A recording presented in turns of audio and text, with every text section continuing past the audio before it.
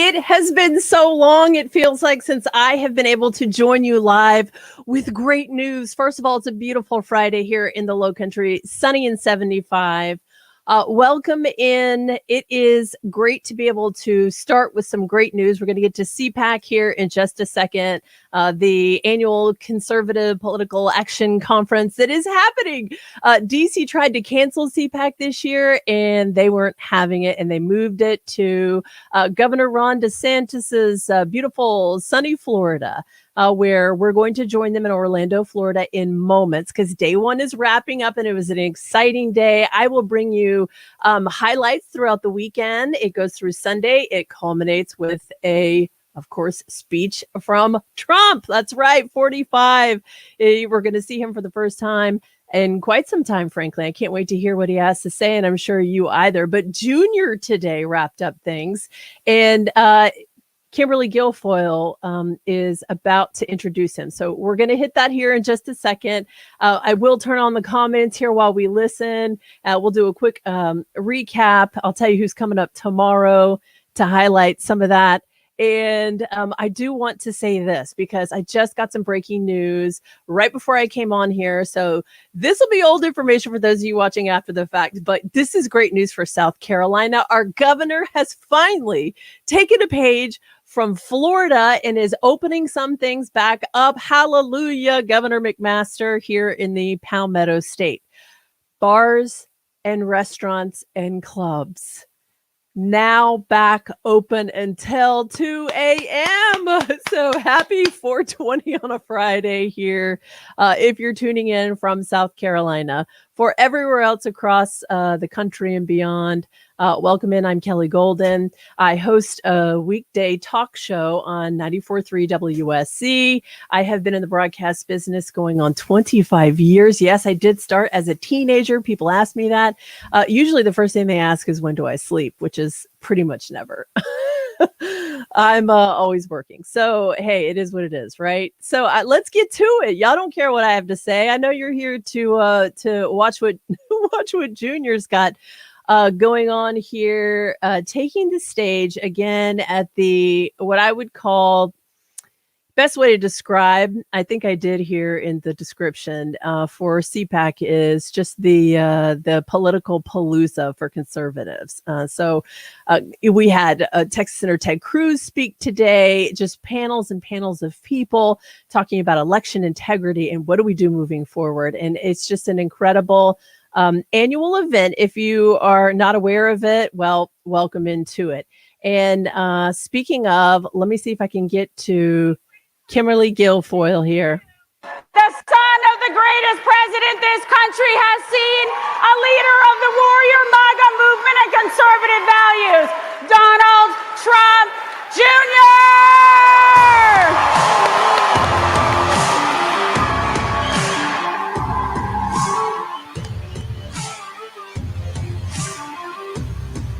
He's like out like a boss. Oh, they're cute.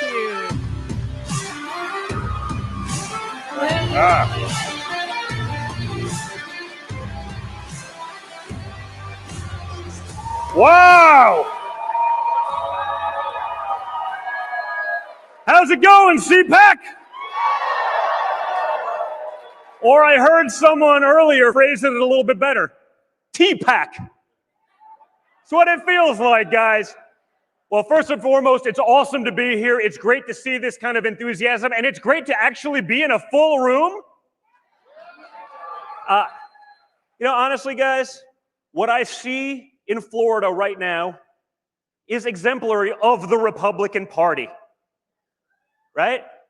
This is a state, like the party is, that has open schools, open businesses, and open churches.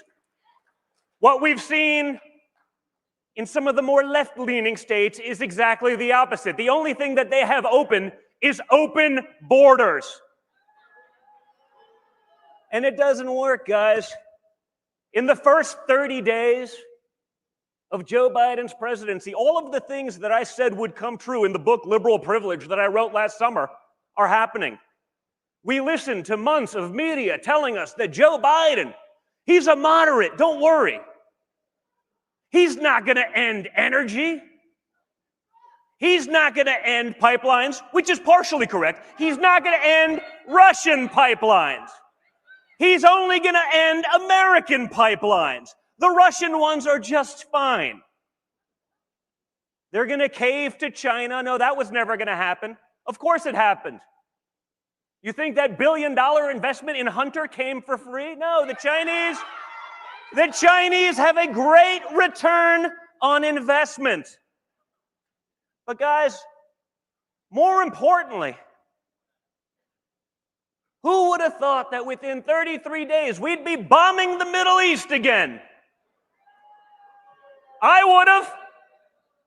Oh no, guys, come on, the military-industrial complex, I'm surprised it took them 33 days. I guess they waited till the first month, so they couldn't say that was part of the first 30, but it was only shortly thereafter where we started bombing the Middle East.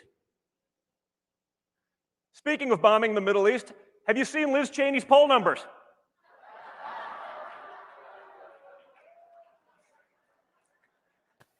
No, listen, the one thing I'll say for Liz Cheney is Yes. I'm sure she has a lot of bipartisan support, because if there's one thing that she and Joe Biden definitely want to do, it's bomb the Middle East. Oh, Everything else is a disaster. he's right. Everything else is just rhino policies, the kinds of policies that put the Republican Party in a position where they needed a Donald Trump. Yep. No, seriously. Liz Cheney and her politics are only slightly less popular than her father is at a quail hunt. What? Fact checkers, please have at it.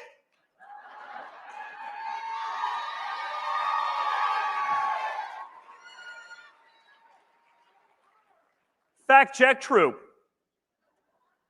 Right? Listen, like I said, Liz Cheney, she hates Donald Trump and his policies because her family has a long history of friendly fire.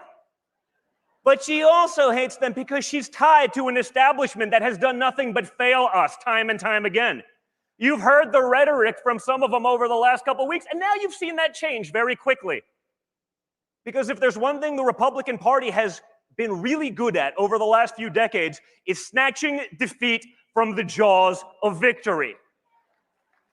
They've caved to every special interest. They've caved to corporate America. They've caved and bowed to the radical left that hates their guts, hates their values, and hates their freedoms. Lincoln Project Liz, as I'd like to call her, is the leader of that failed movement. And if we want to go back to losing, if we want to go back to an America Last policy, we should be following that. But I don't, and I don't think anyone in this room does either.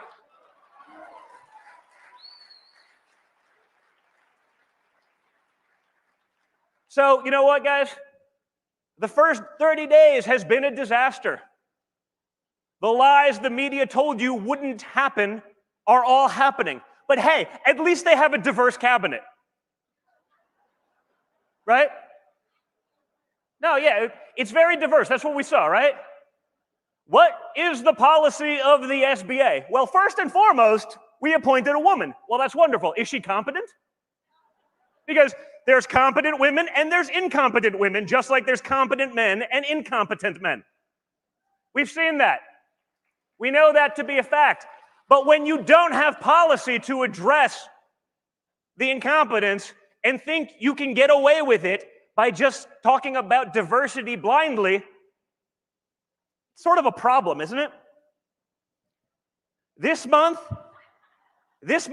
alone, they've banned the Muppets. Right?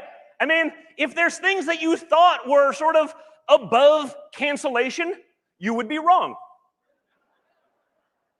There is nothing the radical left won't cancel. Hasbro now wants a gender-neutral Mr. Potato Head. These are the issues of our times, folks. I mean, if Hasbro really wanted a gender-neutral Mr. Potato Head so badly, they should just slap a picture of CNN's Brian Sletler on the cover of their next potato.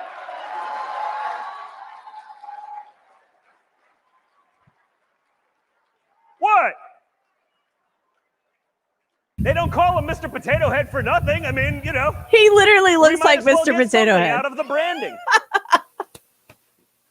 But guys, we can talk about all of these things. We can talk about the liberal hypocrisy, liberal privilege. Just look at how magically, in 33 days, children in cages turned into migrant shelters for children. Now, mind you, nothing actually changed. If you look at the pictures, there's nice bars on the walls.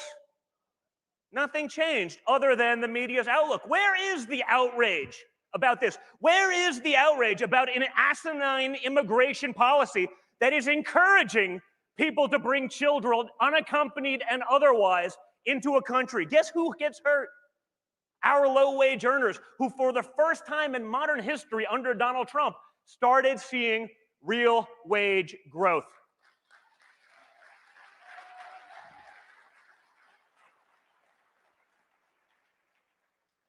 We see it time and time again.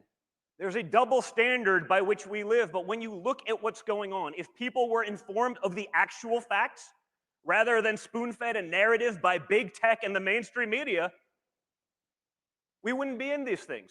There was a poll that came out just this week that said 1 in 6 people would not have voted for Biden had they known about the Hunter Biden scandal. Yeah, where is Hunter? Guys, I'm sure he's making billions in China right now. Don't worry. Where's Hunter? Don't worry.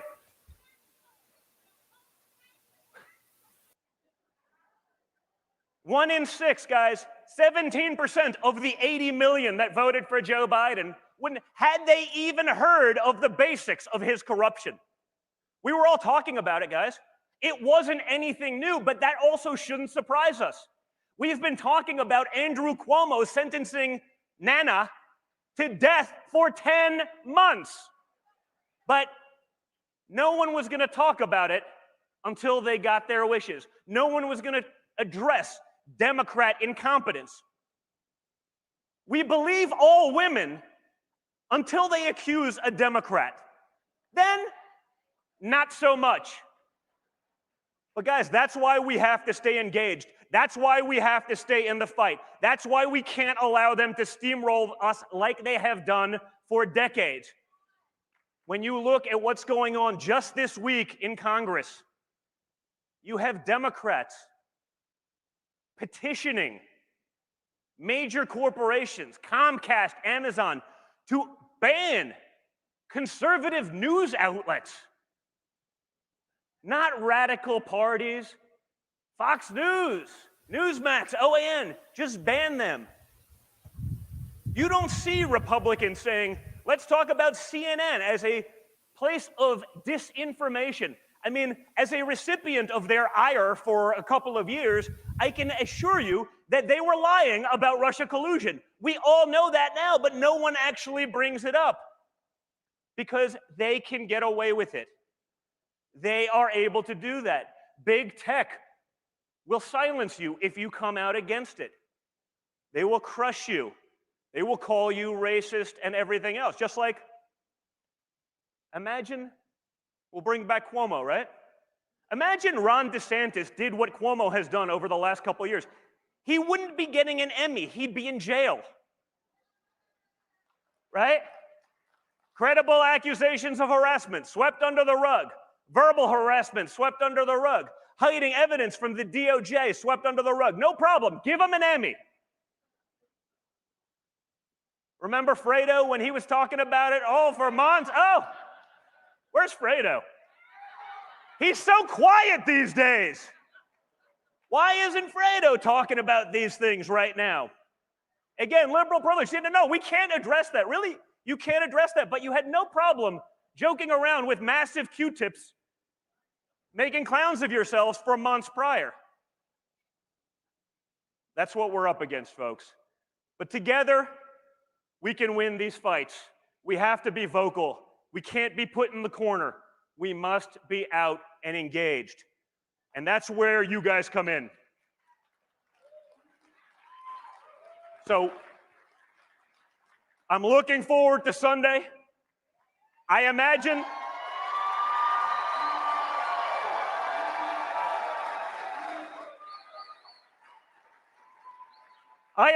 it will not be what we call a low energy speech. And I assure you that it will solidify Donald Trump and all of your feelings about the MAGA movement as the future of the Republican Party. So thank you, CPAC. Thank you for being here. Thank you for the love. You guys are the best.